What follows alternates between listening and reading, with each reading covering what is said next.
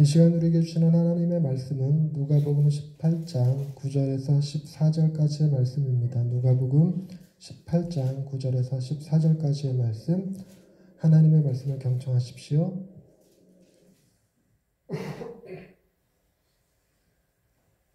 또 자기를 의롭다고 믿고 다른 사람을 멸시하는 자들에게 이 비유로 말씀하시되, 두 사람이 기도하러 성전에 올라가니 하나는 바리새인이요 하나는 세리라. 바리새인은 서서 따로 기도하여 이르되, 하나님이여, 나는 다른 사람들 곧 토색, 불의, 간음을 하는 자들과 같지 아니하고 이 세리와도 같지 아니함을 감사하나이다.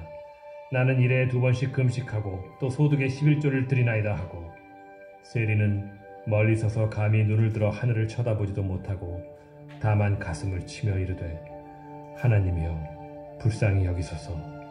나는 죄인이로소이다 하였느니라.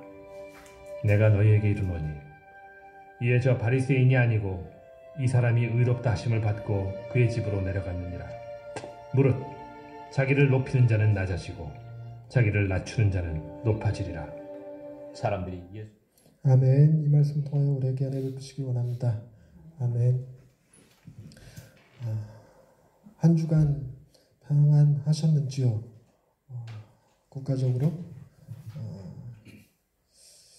여러 이슈들이 터진 한 주였죠.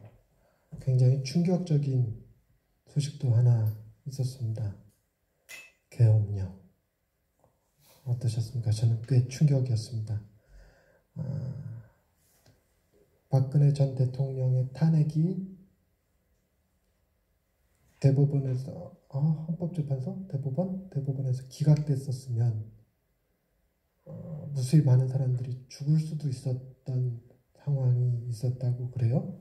근데 그런 일이 벌어지지 않은 것에 대해서는 일단 하나님께 감사하고, 근데 그게 단순히 감사함으로 끝나는 게 아니라 그런 위험 요소가 여전히 군에 잠재해 있다는 것 아닙니까? 똑같은 상황이 벌어지면 또 군이 힘을 이용해서 국민을 탄압할 수도 있겠구나 라는 생각이 들었습니다. 우리는 이미 역사적으로 몇 번의 예방접종을 받았음에도 불구하고 군이 변하지 않고 있다는 사실에 대해서는 다소 놀랐습니다. 그러나 한편으로는 이런 생각이 들었어요. 계엄령이 발동되면 과연 현대 포스트 모더니즘 사상으로 중무장한 젊은 군인들이 우리 국민을 향해서 총을 겨누고 탱크를 끌고 와서 죽이는 일이 벌어질까? 과연 그런 부당한 명령에 우리 군인들이 움직일까? 기본적으로 제가 스스로 군인이라고 가정해 봤을 땐 안 할 것 같은 거예요. 왠지 그 탱크 앞을 내가 막았을 것 같고 항명할 것 같고 뭐 그렇습니다. 제가 이런 말하면 누군가 그러겠죠. 목사님이 군대 안 갔다 와서 그러는 거 아니에요? 아주 군대 갔다 왔습니다. 그래서 항명하는 일이 쉽지 않다는 건 알지만 지금같이 SNS가 발달되고 군대 안에서도 핸드폰 사용이 가능한 시대에 과연 촛불 든 시민을 빨갱이라고 하는 말을 군인들이 동조할까? 절대 그렇지 않다고 생각해요. 계엄령 문건에 보니까 진보 세력을 가로 딱 열고 종북 세력이라고 써놨더라고요. 과연 그 말에 오늘날 군인들이 동조할까? 그렇지는 않을 거라는 생각은 있습니다. 그러나 어찌됐건 그런 위험 요소를 군대가 계속 가지고 있는 것은 옳은 일일까? 이번 계엄령 문건 사건으로 인해서 그것이 정확하게 밝혀지고 그런 위험 요소가 사라져서 우리는 우리를 보호하는 사람들로 이해할 수 있고 믿고 의지할 수 있는 사람이 되었으면 좋겠습니다. 그럼 오늘 본문 말씀에 보면 예수님께서 바리새인과 세리에 관한 이야기를 해주시고 계십니다. 그런데 오늘 본문의 이야기는 실제 있었던 일에 대한 기록일까요? 아니면 비유의 말씀일까요? 비유의 말씀이죠. 분명하게 9절에 또 자기를 의롭다고 믿고 다른 사람을 멸시하는 자들에게 이 비유로 말씀하셨습니다. 근데 비유로 말씀하셨지만 왠지 바리새인들은 이렇게 기도할 것 같고 세리들은 이렇게 기도할 것 같은 느낌이 드는 것이 사실입니다. 그래서 사람들이 이 본문을 기억할 때 이거는 비유라고 얘기하지 않고 가끔 목사님들 중에서도 예수님께서 바리새인과 세리가 함께 기도하는 모습을 보시면서 말씀하시는 것으로 이해하는 분들이 많습니다. 그래서 딱 저 바리새인보다 이 세리가 하나님으로부터 의롭다 하심을 받고 내려간다 라고 얘기한 것처럼 받아들이기도 합니다. 근데 여러분 실제 사건에 대한 기술과 예수님께서 비유로 말씀하신 거에는 약간의 차이가 있다는 걸 누차 말씀드렸는데 비유가 갖는 특징은 약간의 과장되는 경향이 있습니다. 그리고 극단적인 비유를 들고 극단적인 표현을 쓰는 경우가 많은데 본문도 마찬가지입니다. 여러분 바리새인들이 전부 다 이렇게 기도하는 거 아니에요. 반대로 세리가 또한 이렇게 기도하는 것도 아닙니다. 그리고 바리새인과 세리가 함께 기도하는 모습을 보는 것도 쉽지 않은 일입니다. 그러니까 예수님은 뭔가 본문의 비유를 통해서 당시 이 이야기를 듣고 있는 사람들한테 어떤 메시지를 전하기 위해서 차용한 겁니다. 그래서 그 비유라는 것은 메시지를 분명히 하기 위해서는 약간의 극단적인 표현이 들어가는 것이 뜻을 분명하게 전달하는 데 도움은 됩니다. 그럼 무엇을 전하고자 하셨는가? 비유를 하신 목적에 대해서 오늘 처음에 나오죠. 자기를 의롭다고 믿고 다른 사람을 멸시하는 자들에게 주시는 말씀. 자기를 의롭다고 믿고 다른 사람들을 멸시하는 자들에게 주님이 어떤 메시지를 전했냐면 그런 너를 의롭다고 생각하고 다른 사람을 멸시하는 네가 하나님으로부터 의롭다 하심을 받지 못하고 도리어 네가 멸시하는 그 사람이 하나님 앞에 의롭다 하심을 받을 수 있다라는 얘기를 합니다. 이 이야기는 당시에 많은 사람들에게 충격이었습니다. 이럴 수 없다고 생각을 했거든요. 이런 생각은 해보지도 않았습니다. 코페르니쿠스적 사고의 발상 같은 이야기죠. 어떻게 이게 과연 이런 일이 가능할까? 왜냐하면 당시에 많은 사람들은 의로움이 자신의 행위에서 비롯되어진다라고 생각했습니다. 우리들도 마찬가지죠. 여러분 누구더러 착한 사람이라고 얘기하냐면 착한 일을 하는 사람에게 착하다고 얘기하죠. 우리도 마찬가지입니다. 누구를 의인이라고 얘기할까? 자기 몸을 던져서 다른 사람을 도와주는 사람을 의롭다고 할 것입니다. 이번에 나온 뉴스 중에 그런 뉴스가 있더라고요. 소방관 둘이 일본으로 여행을 갔어요. 6월 달에 간 여행인데 이제서야 소개가 됐어요. 그러니까 6월 달에 간 여행이니까 일본 불매운동 벌이기 전 일이죠. 가서 중국인 관광객이 쓰러지는 걸 목격하고 응급처치를 해줬어요. 소방관이었기 때문에 휴가 받아서 간 거여서. 그래서 응급처치를 해서 살렸습니다. 근데 그것이 뉴스가 된 이유가 뭐냐면 중국인이 쓰러졌을 때 일본 사람들 어느 누구도 거들떠보지도 않았고 이 소방관 둘이 응급처치를 할 때조차도 우리나라 같으면 최소한 뭐는 할 거냐면 신고를 하든 촬영을 하든 둘러서서 구경을 하든 할 텐데 그런 것조차 없었다고 그래요. 정말 아무 일도 없는 것처럼 남일인 것처럼 지나다녔다고 합니다. 그래서 어찌됐건 소방관 둘이 그 중국 사람을 살려냈고 그 일로 인해서 일본 당국에서 표창장을 받았어요. 감사장을 받아서 감사장이 인터넷에 올라왔는데 한쪽은 일본어로 되어 있고 한쪽은 한글로 되어 있는 감사장을 받았다고 합니다. 그리고 그것이 일본 뉴스에 방영이 돼서 일본 사람들의 자성의 목소리와 함께 약간의 비아냥의 목소리도 이렇게 올라오곤 한답니다. 이번에 이낙연 국무총리가 일본의 그 일왕 즉위식에 갔었죠. 가서 했던 일 중에 하나가 지하철 선로에서 떨어진 사람을 살려주고 죽은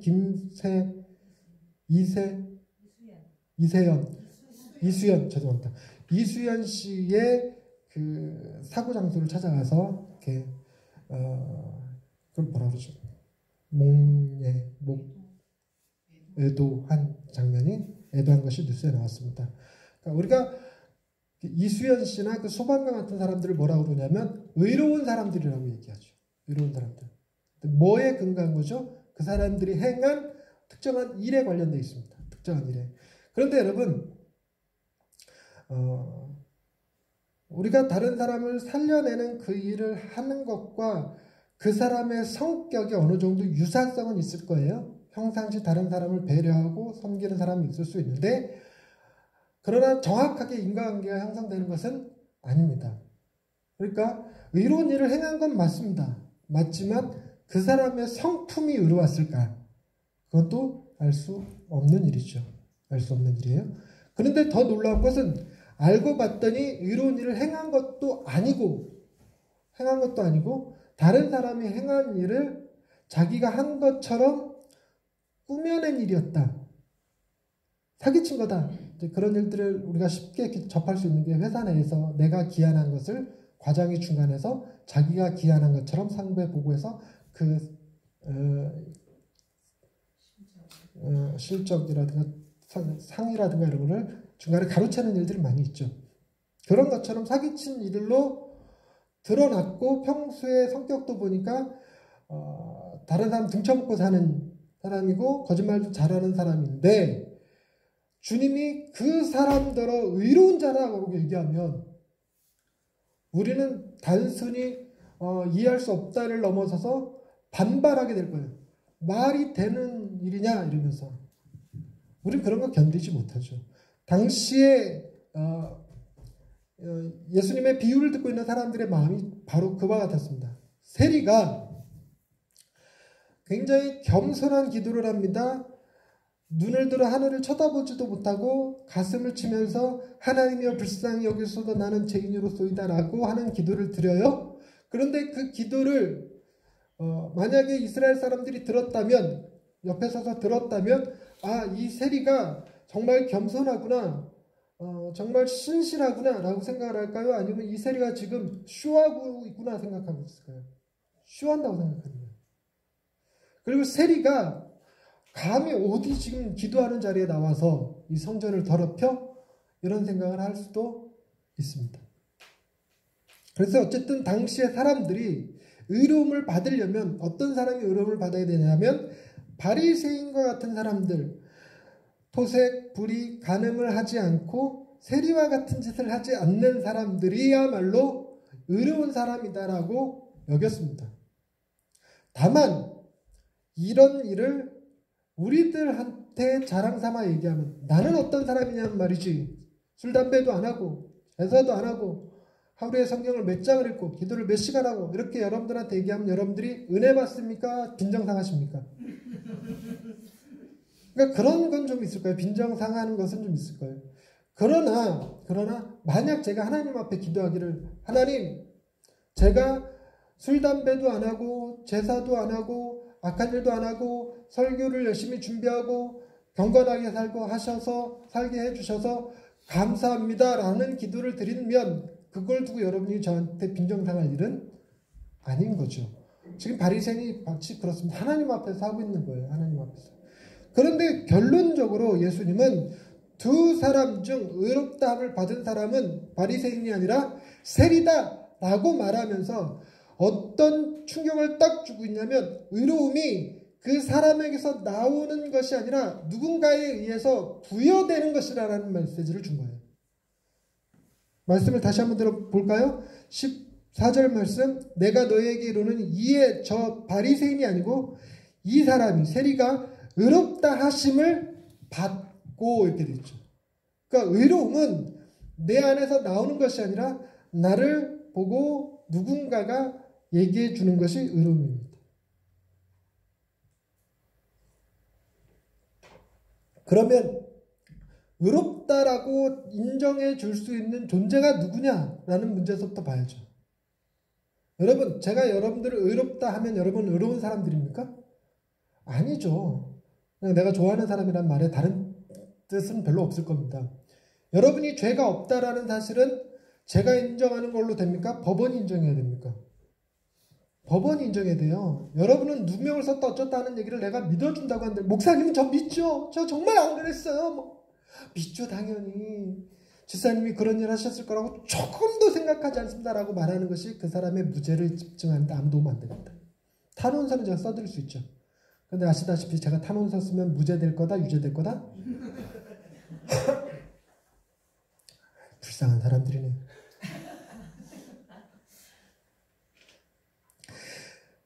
여러분, 그런데 의로움이라는 것은 그걸 부여하는 사람이 누구냐에 따라 다른데, 여러분, 우리를 의롭다라고 할 수 있는 사람이 누구면 제일 안심이 되냐면, 우리 같은 사람은 법원이 나를 의롭다고 하는 것보다, 내 부모님이 나를 의롭다고 하는 것보다, 내 주변의 사람들이 나를 의롭다고 하는 것보다, 내가 믿는 신앙의 신, 그분이 하나님께서 나를 의롭다 하시면 그걸로 제일 큰 만족이 될 수 있어야 합니다.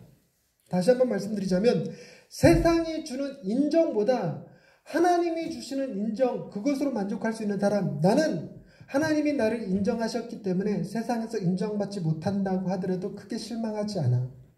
세상 사람들이 나를 오해한다고 해도 크게 실망하지 않아.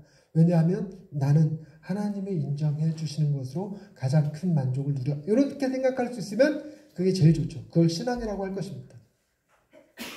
그런데 여러분, 바리새인이 한 일이 굉장합니다. 다시 한번 말씀을 보면 11절, 바리새인은 서서 따로 기도하여 이르되 하나님이여, 나는 다른 사람들 곧 토색, 불의, 간음을 하는 자들과 같지 아니하고 이 세리와도 같지 아니함을 감사하나이다. 나는 일주일에 2번씩 금식하고 또 소득의 11조를 드립니다. 여러분, 굉장히 잘 하고 있는 거예요. 굉장히 잘 하고 있지만 이 사람은 지금, 바리새인은 하나님을 의지하고 있는 겁니까? 자기 자신을 의지하고 있는 겁니까? 자기 자신을 의지하고 있어요. 그럼 13절에 나오는 세리의 기도를 한번 보십시다. 세리는 멀리 서서 감히 눈을 들어 하나님을 쳐다보지도 못하고 다만 가슴을 치며 이르되 하나님이여, 불쌍히 여기소서, 나는 죄인으로소이다. 이 세리는 누구를 의지하고 있습니까? 하나님을 의지하고 있습니다. 그러면 하나님은 누구에게 의롭다고 하실 거냐면, 하나님은 당신을 의지하는 사람을 의롭다고 여기신다는 사실입니다. 놀랍게도 바리새인이 하는 일이 종교적으로 참 훌륭하고 좋은 일이지만 그것이 하나님께 인정받는 일은 아닐 수 있다라는 것입니다. 반대로 세리가 하는 일은 하나님의 뜻과는 정반대의 악한 일인 것은 맞지만, 그렇다고 해서 하나님이 그를 인정하시지 못할 일도 아니라는 것입니다. 하나님이 인정하시는 것은 그 사람의 행위나 말에 있는 것이 아니라는 사실을 본문이 드러내고 있습니다. 그렇다면 여러분, 우린 이 본문을 읽으면서 이런 생각을 하기가 쉽습니다. 여러분은 바리새인처럼 살고 싶으십니까? 세리처럼 살고 싶으십니까? 실제로 어떻게 사느냐에 대한 질문이 아니라, 산다면, 내가 의지적으로 살 수 있다면 바리새인처럼 경건한 삶을 사시겠습니까? 경건한 척 할지라도 세리처럼 망나니 같은 삶을 사시겠습니까? 나라 등쳐먹는, 나라 팔아먹는 친일파세력 같은 어떤 삶을 사시겠습니까? 내가 선택할 수만 있다면 바리새인과 같은 삶을 선택할 것입니다.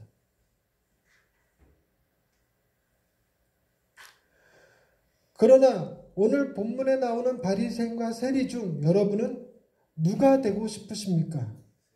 세리처럼 하나님으로부터 의롭다 하심을 받는 자가 되고 싶으시겠죠. 그러면 이런 결론을 내는 것은 잘못됐다는 것부터 살펴봅시다. 바리새인들은 전부 다 나빠. 세리들은 하나님이 전부 다 의롭다고 하셨어 라고 하는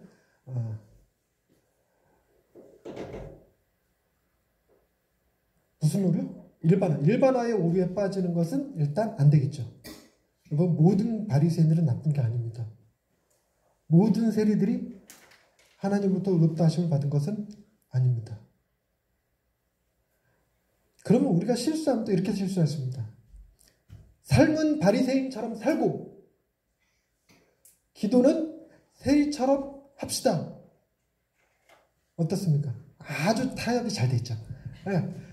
경건하고 의로운 삶을 살고 하나님 앞에 기도할 때는 자신이 죄인임을 고백하면서 하나님을 붙드는 사람의 기도를 합시다. 그래서 오늘 본문의 요점은 그겁니다. 우리가 바리새인처럼 살아야 하며 세리처럼 기도해야 됩니다. 라고 결론이 가면 잘못된 겁니다.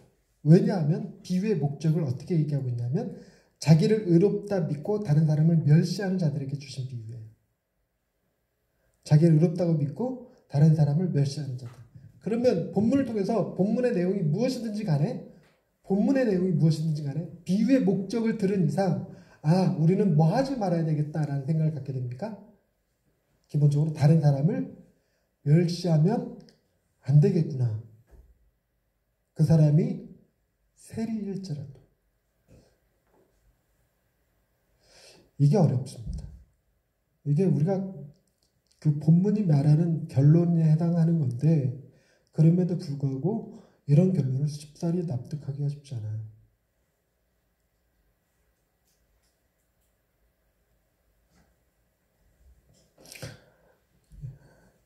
하나만 더 얘기하고 결론적으로 두 개를 붙여서 얘기해 봅시다. 가장 기본적으로 다른 사람을 멸시하면 안 되겠구나가 1번이라면 두 번째로 얻어낼 수 있는 이야기는 뭐냐면 자신을 의롭다고 여기면 안 된다라는 사실입니다. 즉 자기를 의롭다고 여기지 말고 다른 사람을 멸시하지도 말라. 근데 그 비유가 극단적으로 자기를 의롭다고 여기는 사람이 바리새인, 다른 멸시의 대상은 세리로 등장했습니다. 우리를 식으로 얘기하자면 민족주의자 대 친일파 을사오적 이완용 이렇게 되는 거예요. 여러분, 친일파를 멸시하지 않고 민족주의자인 스스로를 의롭다고 여기지 않을 수 있을까? 그것이 옳은 것일까? 쉽지 않죠. 정말 쉽지 않아요. 쉽지 않습니다. 그런데 이 일이 가능하려면 자기를 의롭다고 여기지 않고 다른 사람을 멸시하지 않으려면 그렇게 되기 위해서는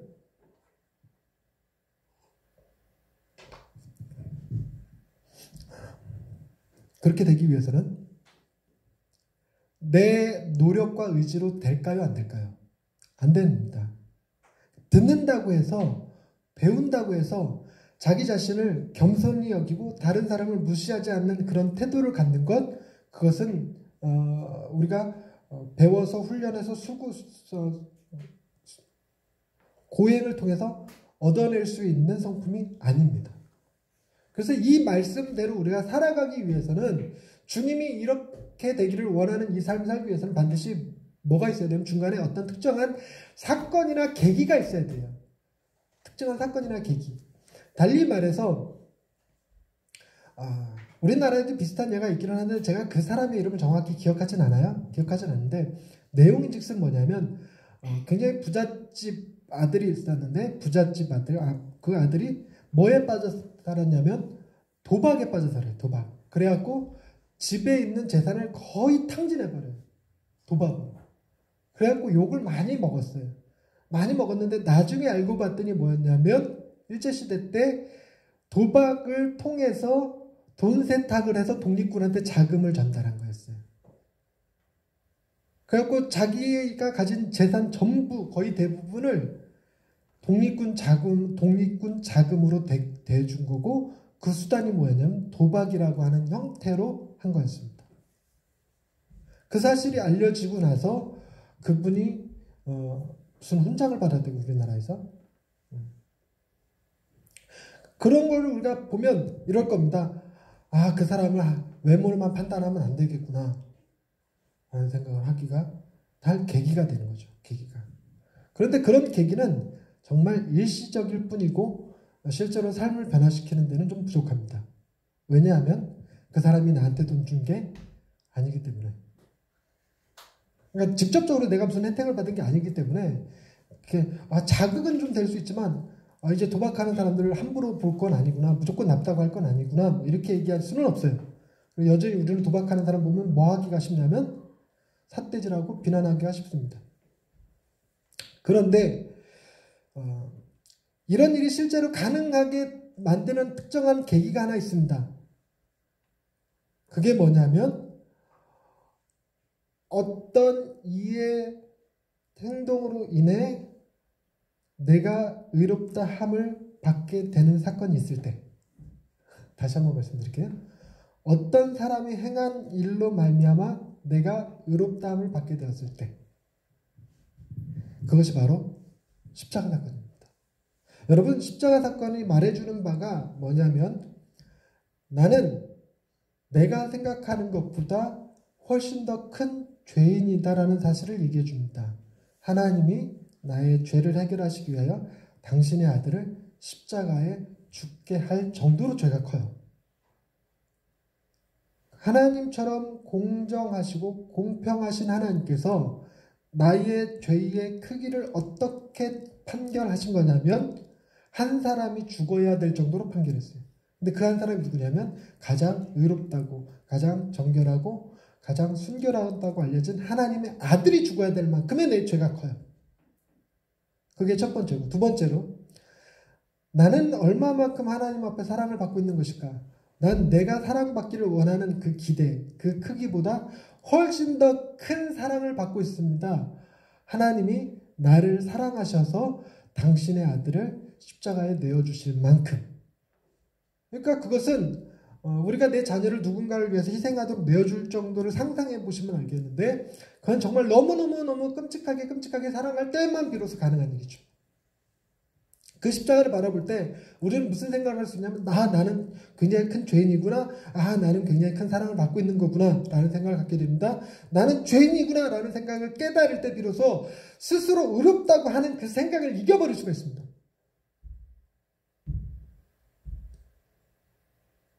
더불어서 뭐도 가능해져요? 다른 사람을 멸시하는 행동을 삼가할 수 있습니다. 내 죄의 크기를 깨달을 수만 있다면. 비로소 예수님이 우리의 삶을 실질적으로 변화시키는, 자기를 의롭다고 여기지 않고 다른 사람을 멸시하지 않으면서 동시에 주눅들거나 우울감에 빠지지 아니하고 반대로 교만하거나 자기 정당화에 빠지지 않는 그런 균형 잡힌 인간으로서 만드는 방법, 그것이 바로 우리를 위해서 당신이 지신 십자가를 통해 가능합니다. 여러분, 우리는 하나님으로부터 의롭다함을 받은 사람들일까요? 아닐까요? 받은 사람이라는 사실은 내 삶을 통해서 인정하는 겁니까? 나를 통해서 하신 주님의 일 때문에 인정하는 겁니까? 오케이. 그렇게 말할 수 있게 만드는 힘. 내가 행한 그 어떤 행위로 내가 하나님 앞에 의롭다함을 받는 것이 아니라, 주님이 나를 위해서 행하신 어떤 일로 의롭다함을 받았다면 그 누구도 마찬가지. 얼마든지 주님이 의롭다 하실 수 있어요. 주님 행하신 일은 그 사람이 행한 죄보다 더 크기 때문에 이렇게 가능하신 거죠. 우리는 마지막 결론으로 이 얘기를 할 수 있습니다. 14절 말씀, 하반절 말씀. 무릇 자기를 높이는 자는 낮아지고 자기를 낮추는 자는 높아지리라. 다시 한번. 무릇 자기를 높이는 자는 낮아지고 자기를 낮추는 자는 높아지리라. 어떻게 해서 그게 가능해집니까? 십자가 사건으로 가능해집니다. 십자가 사건으로. 자, 이제 말씀을 정리하고 결론을 내리도록 하겠습니다. 여러분,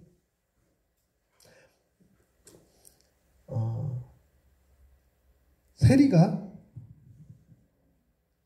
성전에 와서 나는 하나님이여 나를 불쌍히 여기소서 나는 죄인입니다 이렇게 가슴을 치고 내려가서 세리를 때려쳤을까요? 세리를 계속했을까요?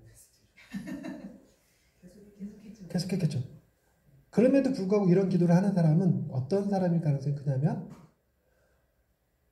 먹고 살기 위해서 부양해야 될 가족 때문에 어쩔 수 없이 세리를 하게 되는 사람이거나, 처음엔 하나님의 뜻 이런 거에 관심 없이 세리를 시작했다가 나중에서야 하나님을 깨닫고 돌이키기는 했지만 이미 한번 세리를 했던 사람이라 다른 직업을 가질 수가 없는 사람입니다. 근데 그 세리를 어쩔 수 없이 계속 할 수밖에 없는 사람이면 자신이 하는 기도를 통해서 이 사람은 낙심할 수밖에 없어요. 18장 1절 말씀 다 같이 읽어보십시다. 18장 1절 말씀 시작. 예수께서 그들에게 항상 기도하고 낙심하지 말아야 할 것을 비유로 말씀하셨습니다. 항상 기도하고 낙심하지 않아야 되는데 세리가 기도하고 낙심할 수밖에 없죠. 삶이 받쳐주지 않아서, 사람들이 인정해주지 않아서. 비단 세리뿐만이 아니라 이 메시지를 듣고 있는 누가를 통해서 이 이야기를 듣고 있는 누가의 공동체, 이방인들로 구성되어진, 그리하여 어쩔 수 없이 신에게, 이방신에게, 우상신에게 제물로 드려졌다가 시장에 나온 음식을 먹을 수밖에 없고,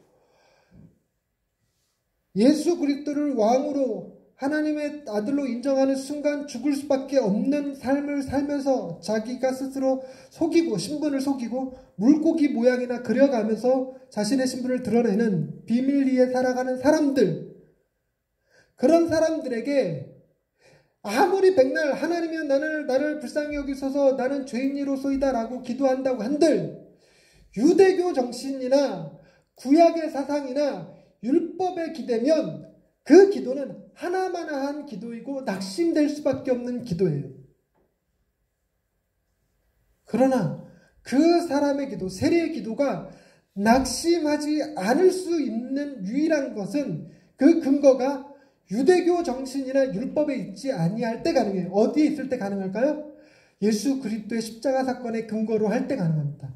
달리 얘기하자면 우리가 세리일지라도, 이런 기도를 하는 사람일지라도 낙심하지 않을 수 있게 만드는 힘은 주님이 제공해 주신다는 겁니다.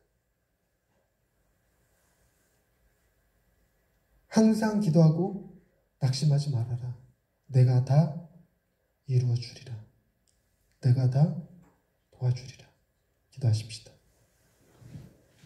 주님, 우리의 삶의 모습이 바리새인과 같을지라도 우리는 우리 스스로 우리의 속이 얼마나 거짓되고 얼마나 악하고 얼마나 더러운지를 잘 압니다. 내 행위가 선하지 않은데 선한 척 꾸며낸다 할지라도, 어떤 종교적 행위만을 덧입은 척 살아간다고 해도 결코 마음의 평강을 누릴 수 없음을 압니다. 내가 붙들어야 될 것은 내 행위가 아니라 나를 위해 십자가를 지신 주님이심을 고백합니다. 내가 주님을 믿기에, 주님이 나를 향하신 사랑을 믿기에 오늘도 기도하며 예배하며 찬양하며 하나님 보좌 앞에서 안식을 누릴 수 있게 되었습니다. 우리를 위하여 엄청난 희생을 하시고 큰 사랑을 베풀어 주신 주님께 감사드립니다. 예수님의 이름으로 기도드립니다. 아멘.